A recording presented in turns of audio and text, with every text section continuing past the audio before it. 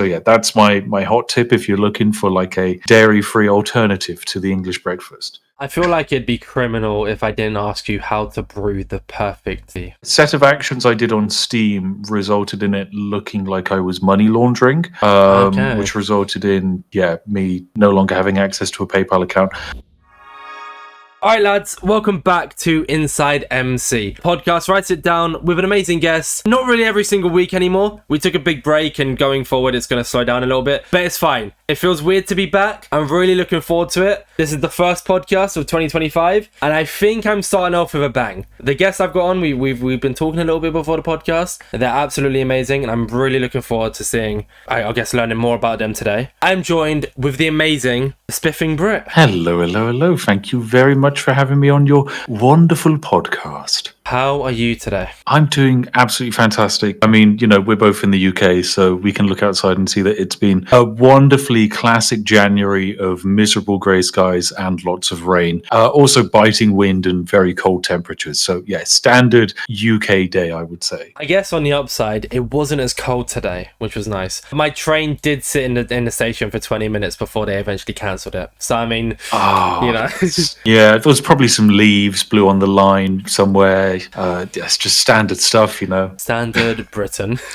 Yeah. Before we get into the main chunk of the podcast, I always like to give the introduction for you to let us know who you are. So who are you? What do you do? And if you have a fun fact, it doesn't even have to be about yourself. It's just a fun fact. It can be about yourself. It's completely your choice. Oh, okay. Right. So I'm the Spiffing Brit. I am a YouTuber / content creator. I started making videos probably like 2010s and then really kind of dug into my channel in 2015. And I've just been making videos ever since. I've now accumulated 4 million subscribers, I think, which is very good. Who knows where that number will be in a few years' time. And I guess a fun fact.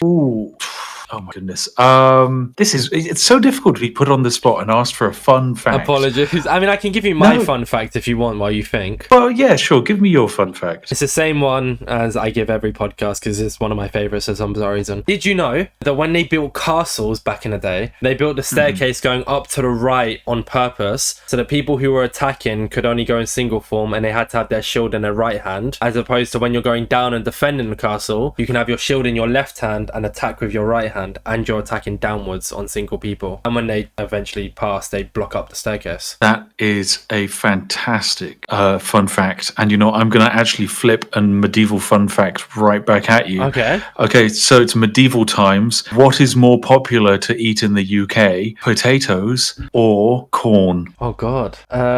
Corn. Trick question. Neither had been discovered yet as we hadn't gone to the Americas. Ooh, there you go. That's a good day. Yeah, there you go. Okay, fair play. I wish I knew that. It would have been great to flip that on you and be like, neither, but I really didn't know. Oh my God. It's always like one of my favorite weird history facts is when you actually look at like human history, we often associate certain foods with like having always existed in that place. Like Ireland is very synonymous with potatoes, for example. However, they've only really had potatoes for like 200 and a bit years. Like they really haven't had, if you compare the rest of Irish history and then the potato period, it's infinitesimally small in comparison. So yeah, that's my fun medieval fact. I will say, after doing a bit of research on you, and big props to Roman, who helps me do research on guests, so they found a lot about you. I didn't realize you had private investigators. Jeez, that's terrifying. Yeah. She's very, very good as well. And she's actually been watching your content for years. So there's a good few things that I know that they've interacted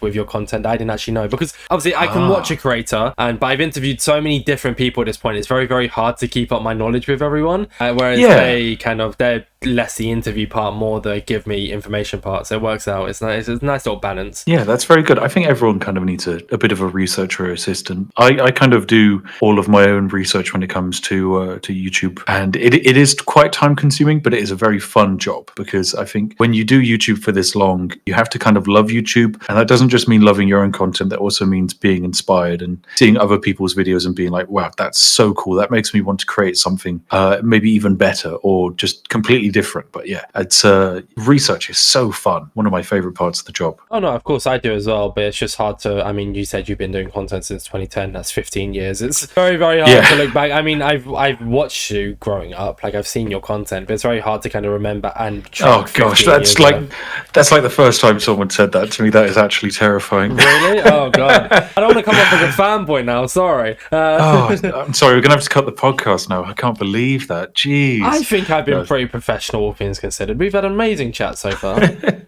Well, I mean, you did ask me for my signature, and then you want like a selfie. That was off podcast. Oh, it was all off podcast. You're not meant to. You weren't meant to say that. That was between us. I asked you in confidence.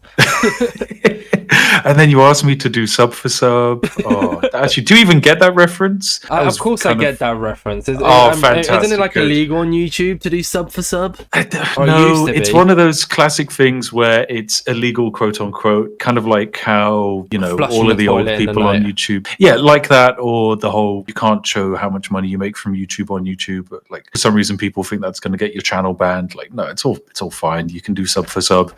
It's not a good idea, but you can do it. Yeah, that's right. It's kind of just leads to dead subs, which you don't really want at that point. Exactly. Technically, I got the follow on Twitter, so I'll take that at least. You did, yeah. I mean, it was mostly because we were in an event together, and I really liked the vibe of your avatar, and you seemed like a chill bean. So I was kind of like, yeah, you know what? Why not? I don't think I could follow everyone from that event because there was like 100 people. There were quite a few, yeah.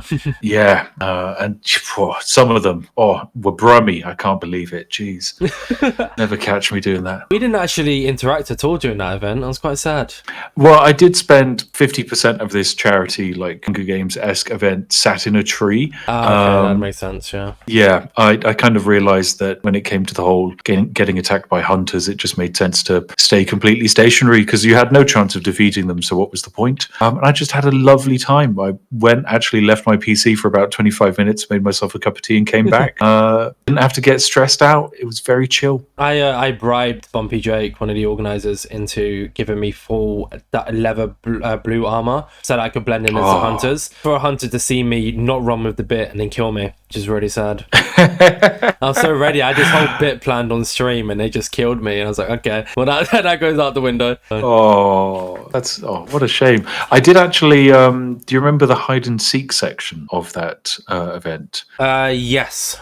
So how did you do in that section? Did you last for a while or did you get almost immediately nabbed? I'm trying to think. The hide and seek section was when was it? It was the final thing. I was dead before that. You were dead before. And you didn't get respawned as a ghost. No, I did, but like I died. I see. Wow. Okay. Well, I did really well in that section because I found the building where they had all of the like credits, and they had all of the like Minecraft models of the actual builders who'd come and the volunteers who'd helped on the map and all of that. And I just stood in the middle of them, looking as if I was one of them. And I kid you not, like 20 different hunters just ran past. It was great. It was fantastic. It was super effective until eventually someone did finally realize that I definitely did not help construct the map. But I got into like the final, I think 10 or so. It was very fun. Jeez, I had this amazing plan to keep one of the hiders alive. And so all of us as ghosts like compiled into this one alive person. And then Kel Awesome, I believe it was, pulled out their bow and shot them. I was like, okay, well, that's just really disappointing because they couldn't hit them. It was working up until they pulled out the bow, and then it was like, oh, okay, maybe this doesn't work anymore. I didn't know that was actually a solution. That's pretty smart. It was I mean, I was trying to think of the best bits I could do. I was chilling with Lollipop G. I hope that's how you pronounce it. Yeah, but that was really cool. Yeah. Mostly just call her Lola because it's much easier for pronunciation. Yes, they did say to call them that. I did a little bit of an interview on them, but then instead we decided to just build a house in the end, and then we got split up and they did the swap, so it was quite sad. Oh, I'm glad you had fun with her. Yeah, she's a good egg. You mentioned how during that event you went off to make tea. So I think it's time we address the elephant in the room. You're a big fan of tea. I'm a very big fan of tea. Yeah, I've always kind of quite liked a cup of tea. I think there's something very calming about a cup of tea. I don't know about you, but often, when you may be having kind of like a busy day or you've got a lot that you haven't had time to decompartmentalize or think about, a lot going through your head, you can kind of just sit down with a warm cup of tea and it provides such like calming reassurance and almost mental reset. And so, yeah, for not just that reason, but tea just tastes good. It's a lovely addition addition to my life, and it just kind of made sense to become part of the brand because I just consumed so much of it anyway. Of course, my favorite brand of tea being Yorkshire tea. I don't know about you. What is your favorite brand of tea? That's a good question. I kind of just so I'm a barista. I work in a coffee shop. I see. I kind of disappointing, but that's fine. Why is that disappointing? Well, I personally really dislike coffee. No, so do I. I don't like coffee either. I don't drink it. Oh, do you drink tea? Yeah, I was about to get into it. Okay, sorry, I apologize. No, my entire opinion on you is now 360, so go for it. No, I was about to say I'm a barista, so I work in a coffee shop and there's tea there, and I don't know I can't remember what tea brand it is. I'll find it tomorrow and I'll shoot you a DM. I'm not going to say on the podcast just in case it somehow leads to where I work. But that tea is quite nice. However, as much as I do like English breakfast tea, I can't really drink cow's milk. I see. And with oat milk, it just doesn't really hit the same. So I agree, yeah. I tend to lean towards peppermint tea quite a lot. Big peppermint tea. Yeah, I'm actually not a peppermint tea enjoyer, but I do really respect the peppermint pals out there. Okay, that's good, Phil. I hear it's it's good. It's good for the stomach. I think it's also good. Quite nice and calming. But yeah, for me personally, I'm just not a big fan of mint, and so peppermint is a big no. I agree with you when it comes to like English breakfast tea with oat milk isn't very good. I've found it can be decent with, I think, like coconut milk. Okay, it's kind of not that bad. And there is also some kind of soy milk which was designed to go with tea, and whilst it's not as good as like semi-skim milk in my opinion, it's also not that far off. So yeah, that's my hot tip if you're looking for like a dairy-free alternative to the English breakfast. Thank you. I appreciate it. It's all good. What is it about Yorkshire tea, other than the fact that they absolutely love you, as shown by your pin tweet? What is it that you like about Yorkshire tea? It's kind of a bit of an odd one because Yorkshire tea didn't used to be the kind of powerhouse brand that it is. It really wasn't one of the big, well, it was kind of top 5 tea brand in the UK, but now I think it's pretty comfortably in like top 1 or 2. Yeah. And it mostly just came to me from me having lots of different types of tea. Definitely throughout my life, I've tried all of the different types of tea. There was a period of time I quite like PG tips, but now I just basically can't stand the stuff. Feels too easy for an answer though. That's why I didn't say it. I feel like it's such an easy cop out to go, I like PG tips. Well, I think they used to have like a really fun vibe about them. They used to have the whole triangle bags, whereas now they're just all about having normal bags like every other tea company. And I mean, sure, your tea's bad, but I could at least respect you when you had a different bit of branding going for you. Now they're just boring. It's like it's like how all brands kind of become the same after a while. Just do the same product, which is a shame. But yeah, I find Yorkshire tea tastes really, really good. It works really well with at least the type of water I have in my area. And I do like the various different types of Yorkshire tea they do. The bedtime brew is great, sends me to sleep immediately, basically. The standard red label is just great every day-to-day stuff. The gold brew is That's your phenomenal. Favorite, right? The gold one, yeah. I do like the gold brew. It's a bit pricey, but when you drink, when you want to treat yourself, it's nice. It's really, really good. And then of course you've got the wonderful biscuit brew, which I would recommend if you're not used to tea and maybe you're used to sweet coffees, treat yourself to the biscuit brew, and suddenly you'll not only be having like a lot less sugar, but it'll taste great, and then you'll be addicted to tea like the rest of us. It's wonderful. Join us. Join the cult. I feel like it'd be criminal if I didn't ask you how to brew the perfect tea. Oh my dear! Oh, this is kind of bad question. Mostly because I am in the camp who believes that there are a handful of things you can do wrong to make a cup of tea. However, everyone has their own personal kind of like perfect brew. But there are some hot tips I can give you. Namely, you want to use a kettle. You want to boil your water in the kettle. So you want to put bag in a mug, add the boiling water. You have to add the boiling water first, because if you put the milk in first, you're basically cooling down the tea bag. You're not giving it time to steep. That's the thing. That's the big thing. I know you agree with me, because this is it's not even controversial. I'm sending this podcast to my partner. She does milk first, and I've told her that it's wrong, and now I actually have a tea enthusiast who can back me. It's great. Yeah, it's not. Everyone should know, when you just think about it logically. We boil the water so that we can steep leaves inside the tea bag. If you cool that down before it's had time to steep, you are not getting the steeping. You're not getting the flavor from the tea bag. You might as well just be having like hot water and milk in the same mug.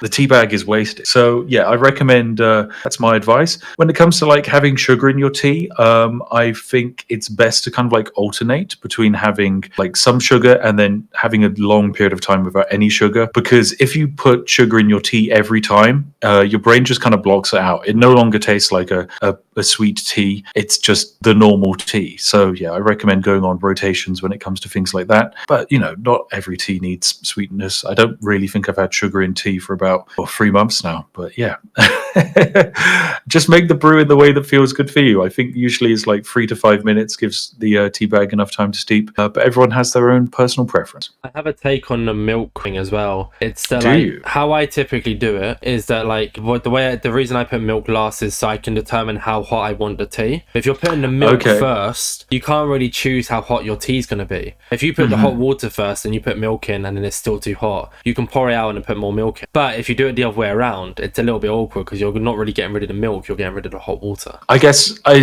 don't really run into this problem because I usually drink my tea really quite hot. I think there's usually about a 3-minute wait between me starting to drink my tea and my wife drinking her tea, because that's how I like it. I also find when it comes to milk, this is a classical thing that older people will do in the UK, is they'll keep their milk out, kind of like in a little separate holder, kind of like when you go for afternoon tea and they give you that little pot of milk. Yeah. Because it's not come straight out of a fridge, it kind of warms up to room temperature a bit better, so it doesn't mess with the tea as much. You still get that kind of like creamy taste to the tea.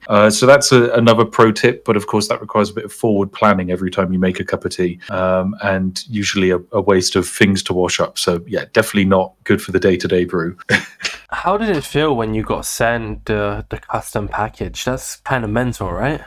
Honestly, one of the best days of my life. Not the best day of my life. That was getting married, of course. But getting it's up there. It's closer than I think it should be. No, but yeah, receiving a box of Yorkshire tea with my name on it is actually really cool.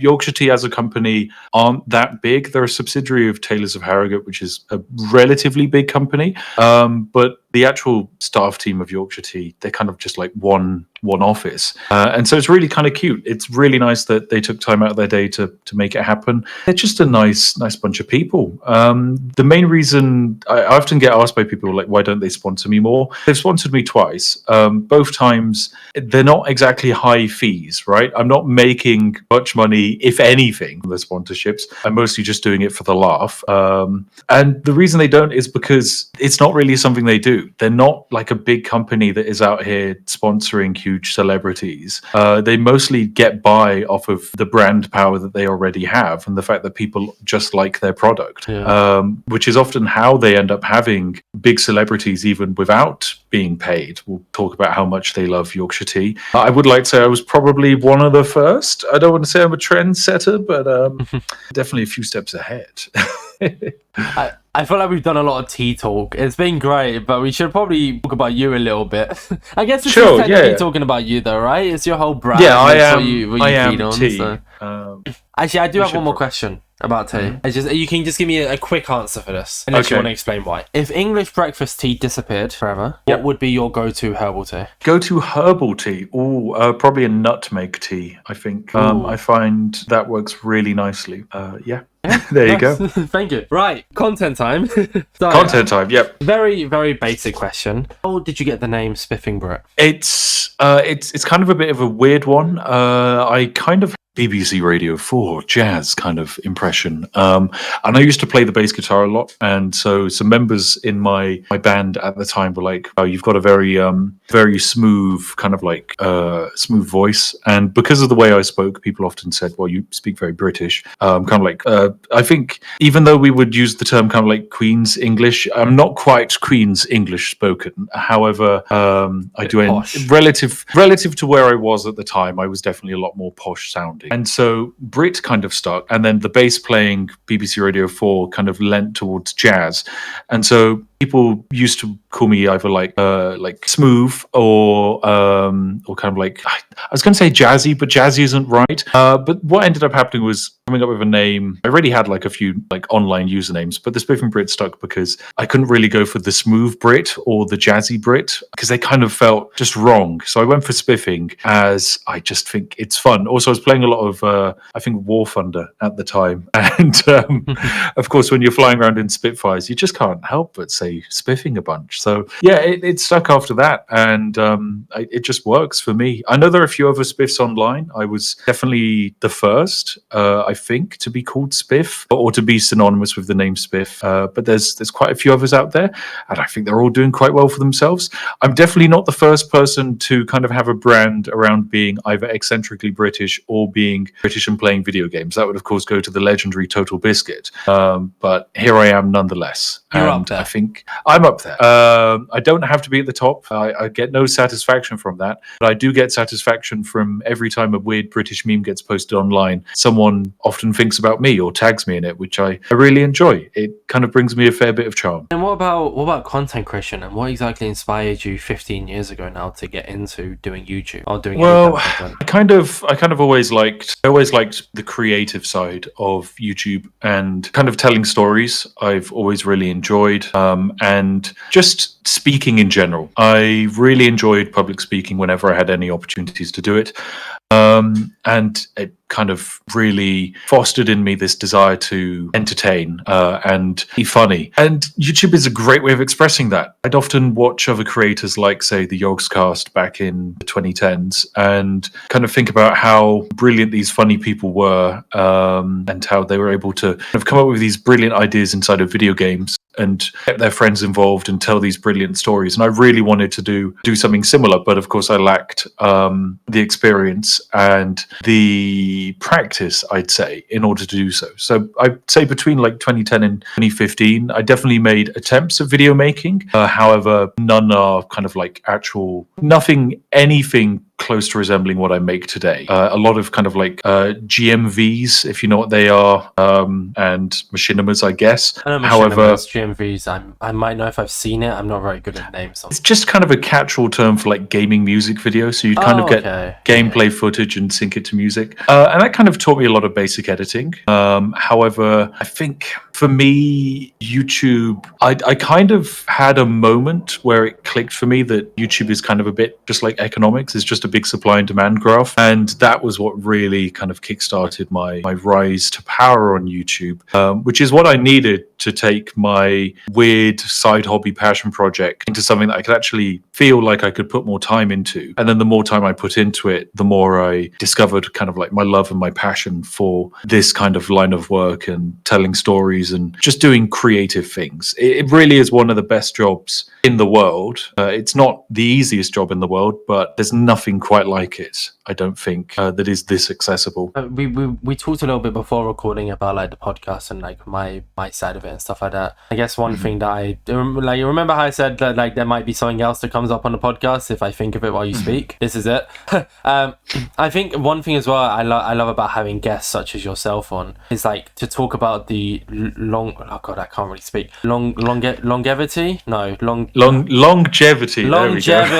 Thank you very much. It's like speaking about the longevity. Like it's absolutely mental that you're now up to 4.1 million subscribers. You're still in the scene. You're still actively in the scene as well. Still making content. Like that's why I love getting people on like yourself, because it's just insane to talk about how you've been doing content for this long. And you're still so heavily in the scene. It's impressive. It's difficult. It's really weird to be here, because I think I've seen a lot of friends do YouTube for long periods of time. I'm friends with a lot of people who would self-describe themselves as washed-up YouTubers or retired YouTubers. And I think often many people who do content change massively from their initial success or do various things to keep it fresh or active, or often just kind of take themselves completely separate from the creative process. And you kind of have to do whatever you can to not burn out and to spend some time, looking after yourself and getting inspired, because this is a creative line of work. And if you do the same thing over and over again, it can become monotonous and you never get kind of challenged. And so you never really get inspired in the same way. And without inspiration, you I think it's too easy to just either do the same thing over and over again, and that will just burn out your audience and yourself, or to just try and do like a very basic copy of someone else's work. Whereas if you actually kind of still have that passion and you can still be inspired, you just endlessly elevate every single idea that comes into your head and create something really cool and fun, and that makes you want to keep going. Of course, after a while with YouTube, when you kind of do it for a long period of time, you can't do it yourself. I mean, you yourself have someone helping you research. I have kind of like video editors who help me kind of create my videos, because you have to focus on the things you're good at. I appear to be quite good at being funny and talking, and I'm also incredibly good at breaking video games for some reason. I just have a natural ability to find weird bugs and exploits inside of games and abuse these systems. Not just games though, really. Like I said, research, you've kind of delved into real world breaking a little bit as well. Yeah, I'm no longer allowed a PayPal account, unfortunately. I've lost, I think, 3 PayPal accounts over the years, but it's okay. Yeah, but kind of like this stage of YouTube for me is about making sure I'm enjoying what I'm doing, and then finding really brilliant people to take along for the ride, almost, who can elevate what I do. And also, they're just often quite brilliant people, because I'm never going to be able to be the best at any one thing. This is kind of the perspective I have for YouTube. Like, you could be the best, you could be really good at playing Minecraft, or maybe the best at playing Minecraft, but 2 months down the line, you're not going to be the best. Someone else will be even better than you. You could be the best video editor, or feel like you're the best video editor, but there's always going to be someone next to you who's going to come along and be better.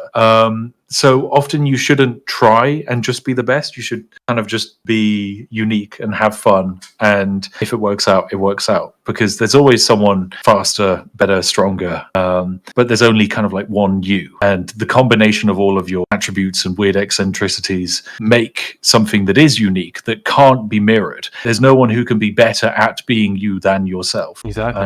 And having editors and a team around you, it's just all about making that even stronger.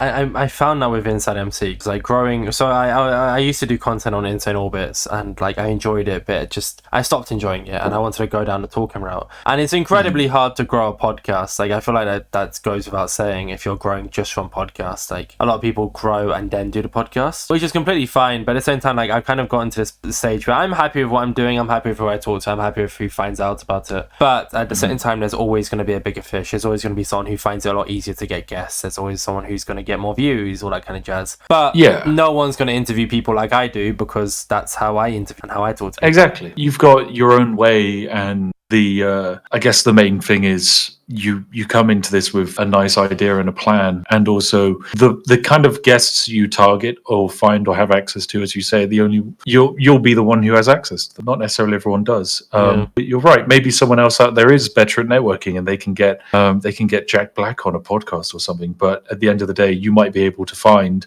someone with like 20 subscribers and the funniest perspective ever. Or I can get the Spiffing Brit. I mean, it works both ways. Yeah, or you can get weird, crazy British people who just love tea. Yeah, that's true. You could I've had a good shoe. Wade Box. We talked about tea on the Wade Box podcast as well. So.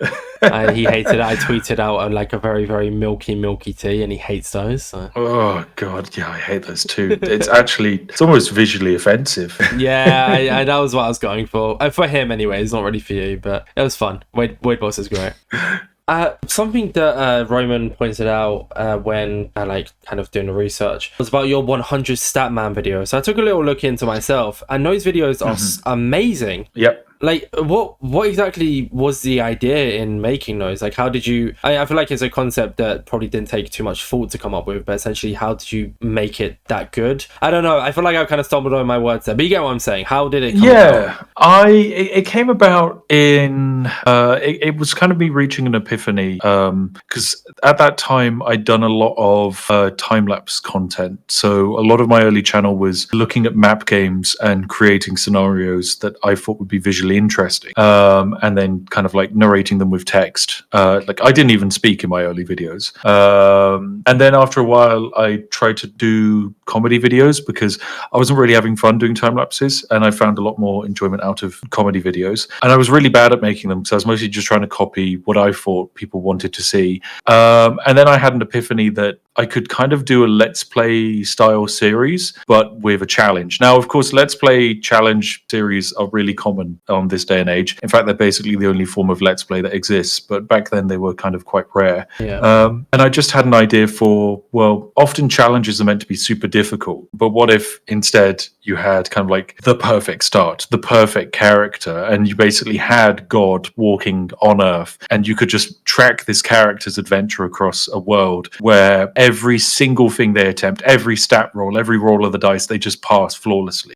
Because often that's kind of how I want to say that's kind of like how my life. It's kind of felt like almost every opportunity or dice roll in my life, things have just worked out in an insane way. And so for me, 100 Stat Man was kind of my perspective of video games from an idealist point of view. And it was really fun. They are incredibly entertaining videos. And I loved making them. And I still really am very nostalgic for the idea, and I'd love to do more of them. It just always kind of escapes me because I kind of have this, not necessarily a split audience, but part of my audience expects me to break games. And for that section of my audience, if I were to start a game with an already upgraded character that's completely maxed out, that kind of devalues it. They kind of expect me to take a character from scratch and make them 100 stat man, which, to be fair, I have done in video games, so I've kind of set that precedent myself. So it's made it a bit harder for me to do normal 100 stat man content because, yeah, I feel like I'd be letting down that side of my audience, if that makes sense. Yeah, no, I get that. And when you have like a loyal audience and you have this kind of content that people enjoy, you have to kind of cater to them and cater to what you enjoy at the same time. Yeah, at the same time though, if I'm having a lot of fun and it's really silly, it doesn't really matter. Like I am synonymous with breaking games and all of that kind of stuff. But if I'm just experiencing the silliest, funniest thing I've ever had inside of a video game, it doesn't matter that that's not what I normally do because chances are someone else will find that really funny as well. So I think 100 Statman and that kind of content, it'll come back, but it will come back at a time when I will have a time of my life with it. So who knows?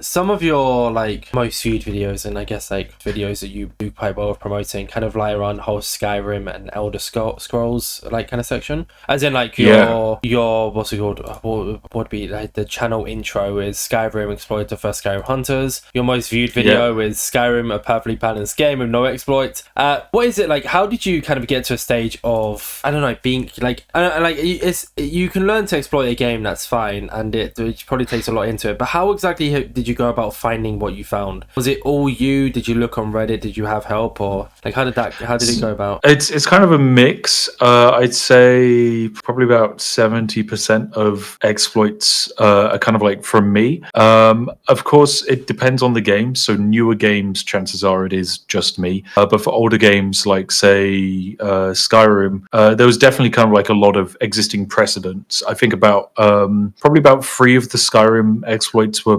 pretty they were well known online in the right communities. However, definitely I think I made them far more mainstream. Most exploits I find are kind of like either I will just be inside of a video game and I'll just be running numbers and testing stuff and something, but often the best way I think I can find exploits is going on bug reports, because quite often people will experience something weird in the game, not know what it is, and then just put a bug report in. Now the bug report won't be an exploit. It'll often just be, I walked into this wall and my character kind of like was propelled backwards. Now on its own that's a completely useless feature, but then potentially I could then work out that going against this wall and being flung in a certain way, if I then rotate my camera I can potentially get under the map, and then maybe being under the map gives me a certain advantage. Often bugs are related to kind of achieving very large negative numbers or very large positive numbers. Those are fantastic. Recently I was playing City Skylines 2 and I found a bug report from someone who was trying to export water out of their city, and they accidentally ended up with like -2 billion water being exported. Okay. And I was like, okay, well there's evidently something going wrong here with the numbers. If they can make it a massive negative, that means I can make it a massive positive. And so I just went into the game and basically spent about 6 hours moving pipes around until I found the correct format in order to overflow the game's liquid dynamic system. And it was just making me billions per hour. It was great. And it was interesting content, and it was a fun find. Yeah, it was very fun. Hopefully it will shape up into a good video. Who knows? I hope it will. I once glitched myself into the wall on Assassin's Creed Brotherhood. Wow, that's that's the first step. That's it. You glitch yourself into a wall. Then you'll be discovering that Assassin's Creed Valhalla has a god mode where you can no longer take damage for the rest of the game. It just starts with that, and then it steps up into. I was getting to that, but now you've ruined it, so whatever, I guess. I'm looking forward to getting to that stage in my life in about 7-8 years. That was also, I think, really enjoyed the exploit because so the exploit in question is one where in this Assassin's Creed game they would have a mini game whereby you kind of be in a cutscene and it would be a drinking game. Now, a trick video game developers use is when you're in a cutscene, if it's a live cutscene where your character model is kind of there, they make you invulnerable temporarily. This is to stop you dying whilst a cutscene is happening, because of course that can soft lock the game or break the game. So they make the player character immortal. However, if you're then able to escape the cutscene before the piece of code runs to remove the invulnerability from your player character, you can then just be stuck in a state where you can no longer take damage, which is what I did with Assassin's Creed. And that kind of trivialized the game a little bit, to say the least.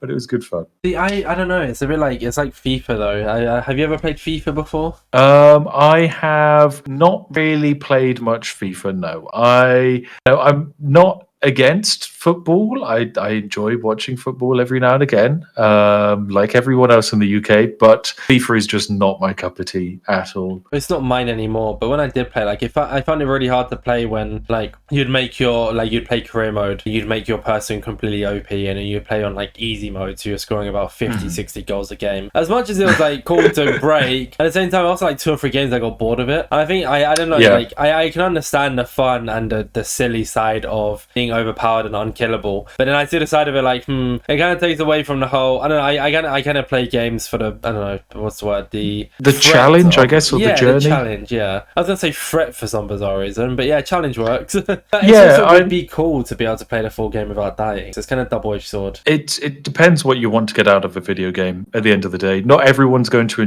watching exploits. Not everyone's going to enjoy using exploits, but some people love it. I think for me, it just kind of fits my perspective and how I enjoy playing games. It just naturally comes to me that I like breaking them.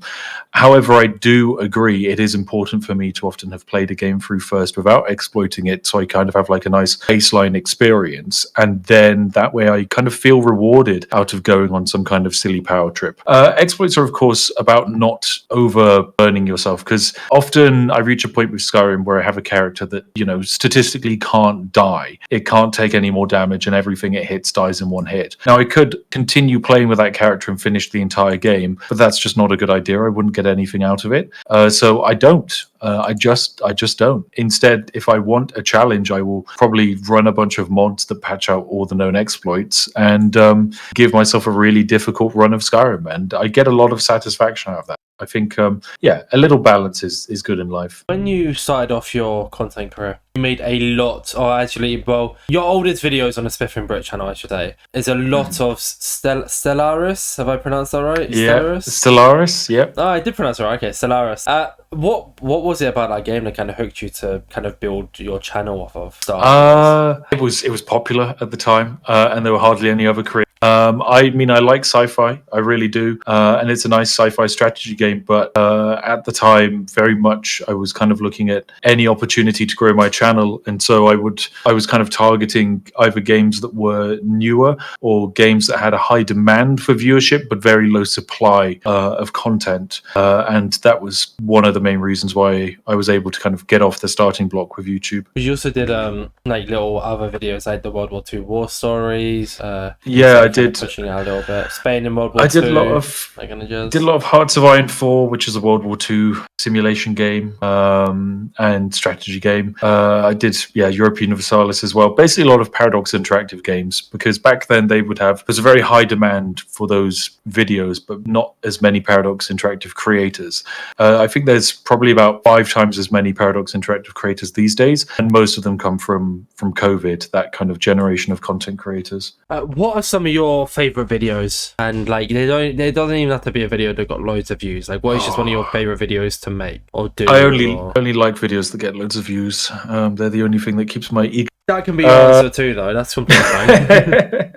No, I think I really enjoy 6 video where I managed to beat the game without settling a city, which I really, really enjoy, because the game is all about researching and expanding your empire and all of that. And the first action you are meant to do in the game is click the settle city button, and I just don't, and I still somehow manage to win the game, which I really just enjoy that kind of video, because it is kind of an exploit, but it's mostly thinking outside the box. And I think there's something very satisfying about an out-of-the-box solution. It's kind of like a plot twist inside of a story, but the difference is it's a plot twist I came up with.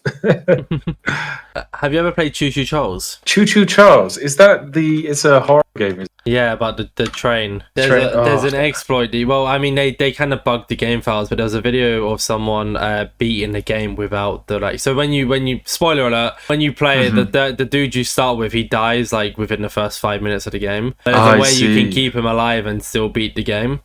Yep. But you kind of need to exploit game files a little bit. Okay. Yeah. Well, exploiting game files, that's slightly too cheaty for me. I've done it a couple of times, but I much prefer kind of like the Dark Souls version, where if you kind of like position yourself in certain places, you can just bypass entire boss fights, which I find to be quite fun. Not that I really enjoy Souls-like games that much, still. Well, you should look into it, see if you can find another exploit on that, so I can use it. I am not playing Choo Choo Charles. Come on. Look, there's just something about those kinds of games. It's not that I have anything against them. It's that I don't necessarily like the audience that comes along when I cover those games. That's fair. No, I get that. So I'm never going to mess with it, because at the end of the day, the vast majority of my channel is kind of like things I find interesting, and often it's messing about in a game like RimWorld. And I think the audience that would enjoy Choo Choo Charles and Five Nights at Freddy's aren't going to get the same kick out of watching me play Civilization 6 for 8 hours. Yeah, no, that makes sense. I played TCG Card Shop Simulator. Absolutely loved that game as well. That was good fun. I did enjoy it. The only issue with that game is I, for some reason, lost my file, so I can never touch it again. I got so far ahead, and I must have accidentally saved over it, and now I'm heartbroken. So it's really slow progression. So yeah. Oh dear, that is a shame. Kind of moving away from the whole breaking game specifically, then I wanted to move into the whole breaking real world stuff. So you mentioned a little bit earlier how you're banned from using PayPal. If you're open to, care to explain? I can't explain completely, but basically a set of actions I did on Steam resulted in it looking like I was money laundering, which resulted in me no longer having access to a PayPal account. And it wasn't even just like one PayPal account being removed. It is anything that had my name or passport attached to it, any form of like my ID. All of those accounts were destroyed. So evidently I upset someone, and then whenever I try and make a new account, I just can't. And they still have about $800 of my money somewhere that I guess I'm never getting back, because it's been probably about 5 years, maybe even 6. I mean, from experience, I know that apparently if you after like a year and a half, they open up your account to be able to withdraw the money, and then they block it again. Yeah, that hasn't happened. I don't know who I annoyed, but it's on hate, not happened. You bought every cucumber on the Steam market. I am cheating and looking at your most popular video here, but still. Well, yeah, it's one of my most popular. It's very fun to do. It's basically kind of a trick against AI traders that exist on the Steam marketplace.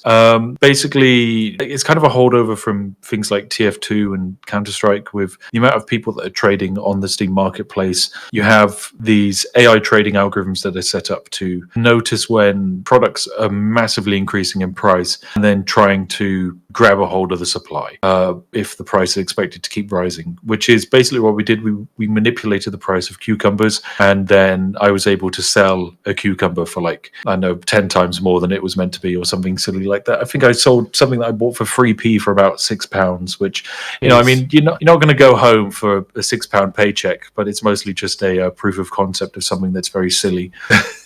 I mean, it proves inflation, right? The whole buying stuff, selling at a higher price. Yeah, it's kind of like arbitrage, is how I'd see it. Although arbitrage is a little bit different. We messed about with arbitrage when it came to cryptocurrencies and the crypto craze, but we never made a video on it because it was, I don't know, it just felt a bit unethical and weird because you're basically just scamming bots. But at the same time, someone's money is out there, and also, you know, 50% of crypto is basically financial crime. So you're really clued up on it all, though, aren't you? Like, it's mental. I just like messing about with stuff that have a lot of problems with them or very obvious loopholes. If something's popular and people don't understand it, then unfortunately there's ways to get yourself ahead. And then when you're ahead, you're kind of in a position of power to do either maybe something good or something bad. And in my case, it's always something silly. Over the years, you've done a lot of content regarding YouTube and YouTube algorithm. One that I actually genuinely know, and this isn't just because I'm currently looking at your popular videos, was watching the YouTube video on 0.5 speed. I remember when that first came out, it was mental. I watched it a few times for some bizarre reason, but I remember it. Oh, thank you. I appreciate the additional watch time. No worries. But one that Roman sent me, and I don't know what video it is, apologies, was apparently you asked people to comment cryptocurrency words in order to draw in cryptocurrency ads to break AdSense. Yes. So don't know how much experience you have with kind of like RPM and CPM rates on YouTube. I know a bit about it, yeah. I'm not crazy, not as much as you do, or like any massive creator, but I know enough to kind of earn me money, essentially. Cool. So TLDR, I guess, different countries are worth different amounts of money. So a viewer from India is worth a lot less than a viewer from the US. The ideal viewer is a American woman, probably in her 30s, who is really interested in finance and traveling. Okay. Those are generally the highest paying viewers. Now, the reason it's viewers and not creators is because when Google is assigning ads, it's assigning it based off of you, the viewer, and what you're interested in. So if you've shown interest in, say, finance, or you've shown interest in travel, then you're going to get those adverts shown on videos that you watch. Now, as the creator whose adverts or whose videos those adverts are being played on, if the person watching my content is, from YouTube's perspective, into finance and travel, then those ads will play, and those ads pay a lot higher than your mobile game ads. I think like the average CPM on YouTube is about $4, I think. I mean, of course, that's not the CPM that I get because my space is slightly different, but the CPM for, I think, finance people and holiday people, like if you're in the summer, holiday CPM, I think, can go up to about $85, which is $85 per 1,000 views. And then for finance, it can go even higher, depending on what the current financial trend is. So basically, the logic of the exploit was get people talking about cryptocurrency in the comment section. And even though they're not interested in cryptocurrency, really, those cryptocurrency adverts play on my video instead of a gaming advert. So that viewer is then giving me more money, which was the point of the exploit. It worked. I mean, Roman commented, they said, they mentioned that they commented underneath it, and I'm pretty sure, I mean, you'll know more, that it did work for AdSense. Yeah, it worked. Basically, each view we had for a short period of time after that was about 50 to 100% more valuable than the exact same period we had before. And we deliberately did it kind of in, I think, a few quiet months, not like December where the ad rates go crazy. So yeah, it was a pretty clear-cut experiment for us. I think the best financial advice we can give is that every YouTuber should probably do one like finance themed video or like shopping themed video every month just to really min-max the ads getting shown on your channel. But of course, yeah, it's not really something we'd bother doing. I actually had a really weird occurrence happen back in June. I'm trying to find a video. I found a DM to someone. It was this one. So I uploaded a video back in June 2nd, called "Do all Minecraft event players think the same?" It now has 7.2k views. I think it's this video. I could be wrong. Yeah, for some bizarre reason, I don't know what I did. It's a 44-minute video. It had I don't know if it still has. So its current CPM is £9.47. Yeah. But for the first like 4 days of uploading, like 2.9k views had a CPM of £20.99p. Yeah. And then, but now like that video from 7.3k views is only £31. Like obviously it doesn't really get the views anymore. I don't really understand why that video randomly had such a high CPM as opposed to all the videos around it. I didn't really do anything different. Here's an idea. And I don't know about the timing, but did you potentially did that video come out a similar time to, say, adverts being run for the Minecraft movie? I was getting, I think it was around about this time, seeing Opera GX ads, but Minecraft creators. Okay, I think then that could potentially be it, because it'll be some kind of high-paying ad campaign. So it'll be some company that has a larger budget, like say your Coca-Colas or your film trailer companies, and they will just pay higher. Considering it is that concise over a handful of days, it will just be probably a film trailer running that for some reason your target demographic was the target demographic. So probably, people in their 20s who are interested in Minecraft and gaming. Yeah, the CPM on... Okay, so the CPM kind of averaged around like a decent bit, right? So after random £20.97 on the 2nd of June, it kind of went back down to 5. But then randomly, looking at it, on the 3rd of October, it had £134 CPM. But no one watched on that day, so I didn't get the £134, sadly. Oh, that's shame. So random. You should have had 1,000 people watch. Yeah, I think on that end it's just a statistical error. I think that one was probably... I think August was about the Minecraft ad thing, so maybe that one adds up. I don't really know. But yeah, no, I thought it was funny to bring up how I just randomly had a video that had such high CPM and I just couldn't explain it. Yeah, no, it happens. It's really fun. Usually I find it's around summertime. That's where you'll see events like that happen. And December as well is quite good for, as you mentioned, for revenue. Oh, December is great. We love December. Because the advertisers are just pumping out the money that they have left over from the year, right? Yeah, basically, it's the everyone wants to advertise a product or a sale in December or November as well because of Black Friday. And because so many advertisers want to advertise, they have quotas for the amount of views they want to reach. Now, because there's so much competition, YouTube then has to go, we only, if you want to get 1 million eyes on this thing, we've got another guy who also wants 1 million eyes on this thing. You're going to have to pay more so that we can guarantee you those views. And so the client then has to pay more to get the same amount of views as they're used to. And as YouTube gives us a percentage of the ad revenue, that means we get more as well. So yeah, that's why December and November is so good. Yeah. That was lovely and enthusiastic. Your two most recent videos, to kind of just give us, ignoring the trapped in the house, we're forgetting no one exists, apologies. The two most recent YouTube specific videos, 4 weeks ago, Operation Break YouTube, this video was self-destruct, and 10 days ago, from recording this, is the YouTube algorithm already broken? For anyone who hasn't had a chance to watch those yet, and I do fully recommend going and watching them after this podcast, can we get a little TLDR as they're more recent videos as to what they're about? So it's all about manipulating the watch time statistic on YouTube by having a kind of like a longer video be cut down in size, and then what you end up with is the average length of time that the video has been watched for, because it's already been up for some time, is often longer or the same as the current size of the video because you've just cut it down. And then on the back end of YouTube, that means that the kind of analytics that YouTube use to recommend a video get messed with, because they're often seeing how much a video is viewed for and using that as a metric for how much something should be promoted or pushed. So the video basically did incredibly well as a result. It became like our most viewed video of the year, even though we uploaded it on the 28th of December. It's probably going to be the most viewed video on my channel by the end of this year, I guess. It's definitely on track for that. And it's entirely down to the fact that I had a level of scarcity that this video was going to be cut in half after a set amount of time. And then also just insane amounts of interaction. Like, it does just have a huge amount of likes and comments. But one of the reasons why it does so well is because it's just different. There's nothing else like it on YouTube, because why on earth would anyone do this? It's an original concept and content, it kind of gets pushed more. Yeah, Is that what you're saying? definitely. Like, kind of block, Yeah, that's dumb what it I'm down saying, a little yeah. bit. Yeah. Yeah.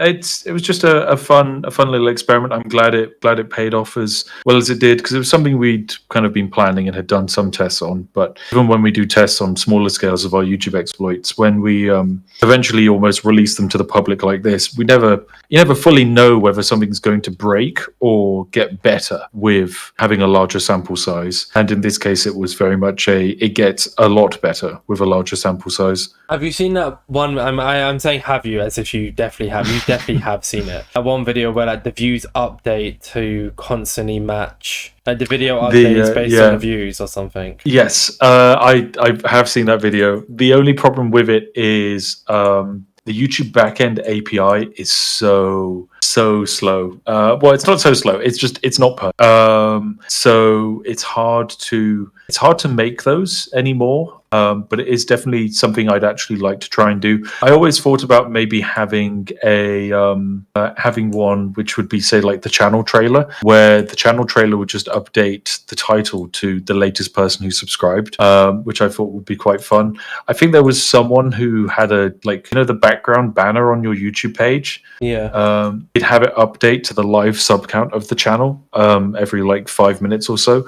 So I really like messing with the YouTube API. The problem is it's an archaic, messy piece of technology that takes a lot of time to work with. And unfortunately, because so few people use the YouTube API, there's very few guides and even less like resources. So you kind of have to learn a lot of stuff and do a lot of experimenting to get anywhere with it. There's the one with that is stuck at 365 views as well. Oh, that was classic. Oh, I remember those days. Back in the day, yeah. It's kind of crazy that YouTube works actually at all, because when you think about it, it's processing so much data and it's sharing so much data. Like, it's storing everything that we put on it, which is ridiculous. Like, there are hundreds of videos on my channel. You have loads of videos. These are long videos with like moving footage at 60 FPS, potentially in like 4K, and yet they can just store it all and distribute it all and receive data from everyone watching and assign them ads and recommend them content. It is wild that it even functions.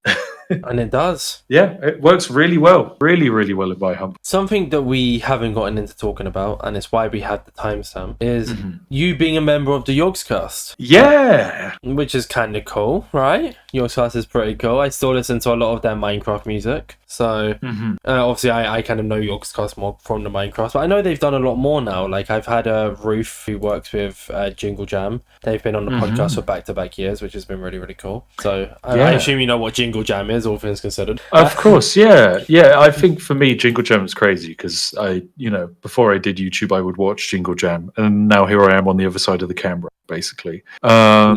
And yeah, I think for me, the Yogcast is Jingle Jam. I think as a network, YouTube networks don't really need to exist anymore, so there isn't really a reason for the Yogcast to exist. And I think there was probably 1 or 2 years where it almost didn't. And luckily, this thing called Jingle Jam exists that not only gives us a reason for the Yogcast to exist, but also a cause for the Yogcast to exist and grow around. I think without something as incredible as the Jingle Jam bringing people together, the Yogcast wouldn't still be here, still making different stuff. I mean, it's very different to what it was back in the day. A whole new cast of characters, a whole new style, whole new games. But at the end of the day, the premise is kind of like, well, the philosophy behind it all is, how do we have fun with our friends inside of video games, and how do we make this then still pay for like a bunch of editors and a building and all of that. So I'm really like impressed by the fact that Lewis and Simon and Rich, the kind of chief exec behind it all, have managed to keep it going for so long. And most importantly, in recent years, they haven't kind of seen, even though the Yogcast might not necessarily be growing,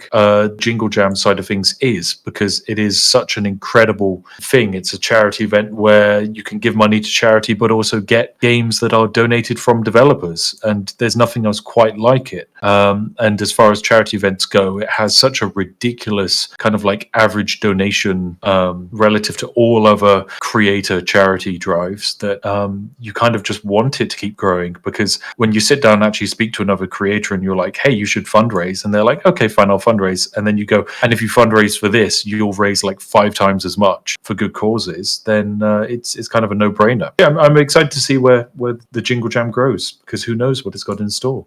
Absolutely mental, and it's so cool to see as well. I've loved talking to like Ruth about it and being involved in the events, raising money for it. So it's very cool. Yeah, it's nice. It's a very open thing. I think as the years go on, more and more creators will get involved, and Jingle Jam becomes less of it's just that Yogcast event that happens. And I think the plan is that, given it a few years' time, it will stop being that, and it'll be the Jingle Jam. It'll be the biggest, coolest charity gaming event of the year that people want to be involved in and supporting, and just endlessly lifting up. I mean, you raised over $100,000 for the Grand Appeal in 2024. That's true. Yeah, although awkwardly, $40,000 off of raising $1 million across my lifetime of jingle jamming. So I've got that awkward thing where I have to do it again. I can't retire from content for at least another year. God forbid I have to raise money for charity again. Oh. I know, right? It's the worst. Oh, I can't believe it. When did you join the Yogcast, by the way? I joined the Yogcast in 2018. Why? How?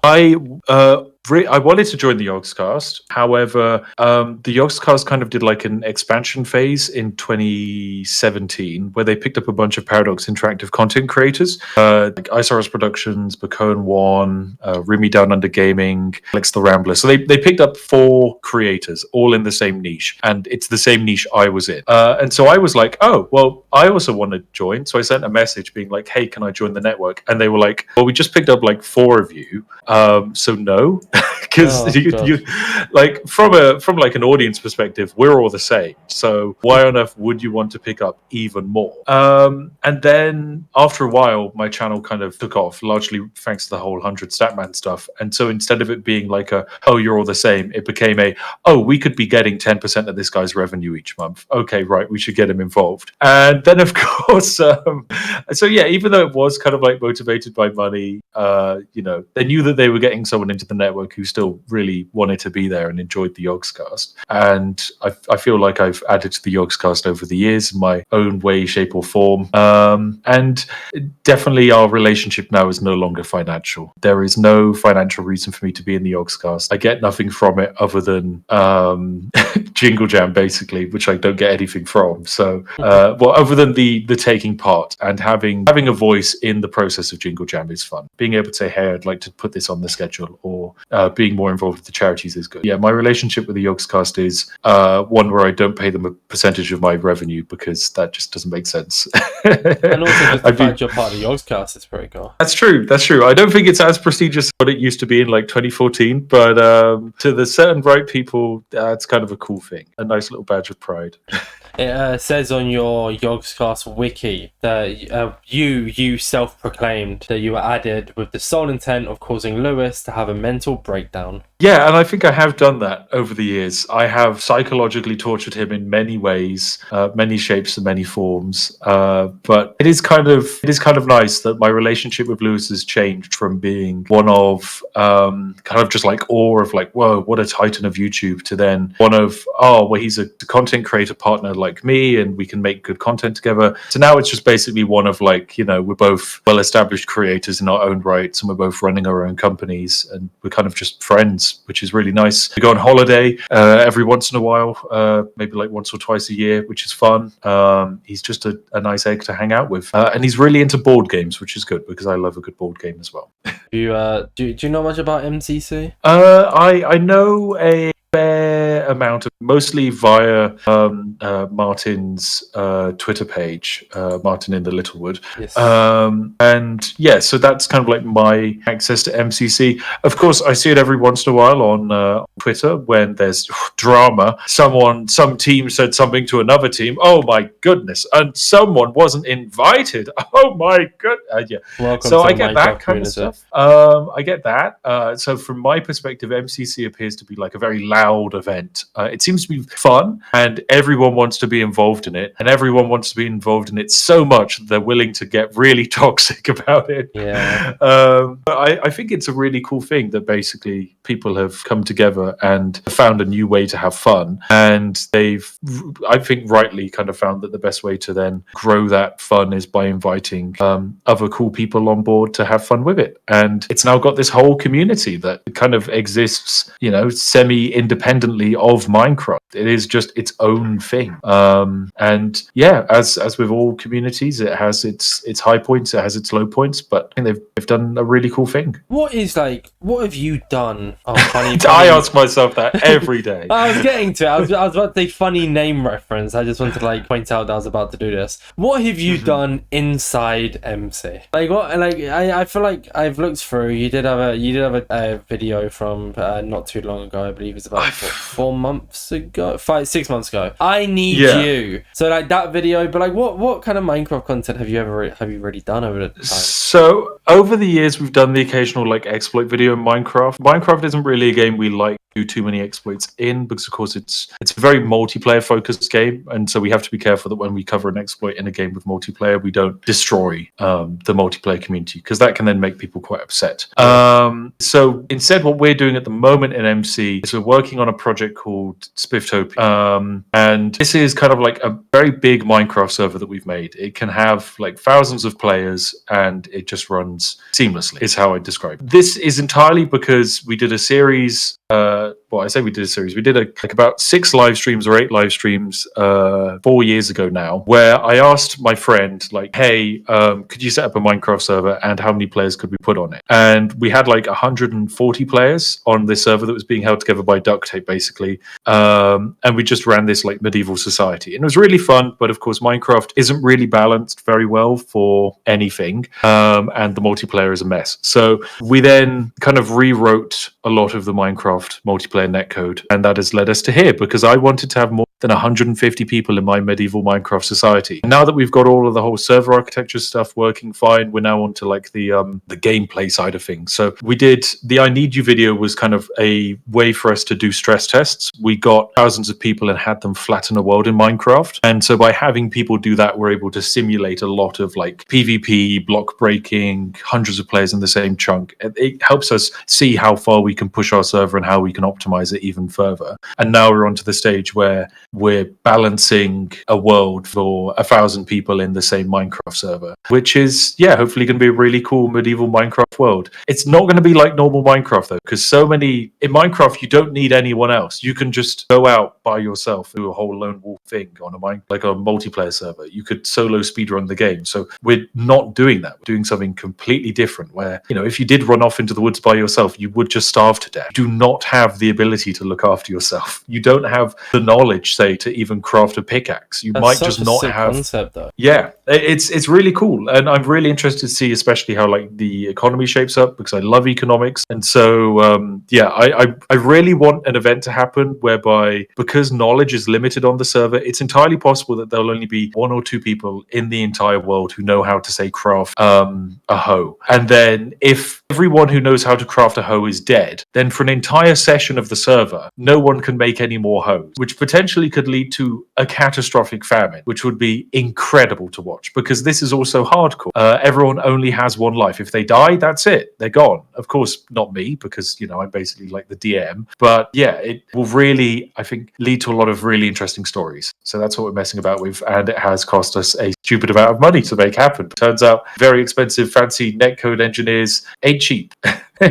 Also, in fact, there's only one person who knows how to make a hoe alive. They practically become like all knowing and all loved. Yeah, but at the same time, they don't know how to potentially grow food. They don't potentially know how to mine. So their one kind of like skill is what they need to use to get by in life, and potentially they need to like work with other players to form some kind of like guild so they can know how to share resources and all of that, because it's very much it's our version of a medieval society, because in those societies you can't have, you know, a lone wolf. Families were quite large and everyone was kind of doing their own bit to make survival possible. Sorry if I missed it, by the way, and you mentioned that and it just brushed over my head. And so if you have to repeat yourself here, apologies.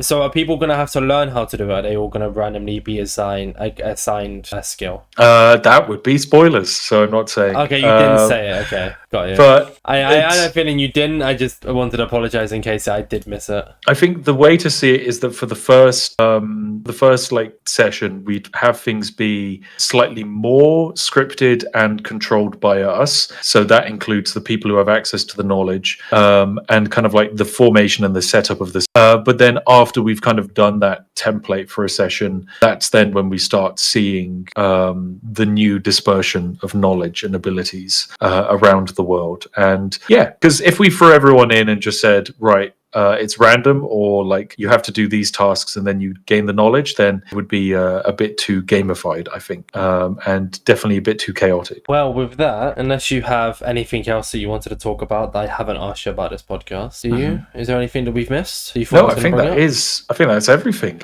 You've covered my entire existence on.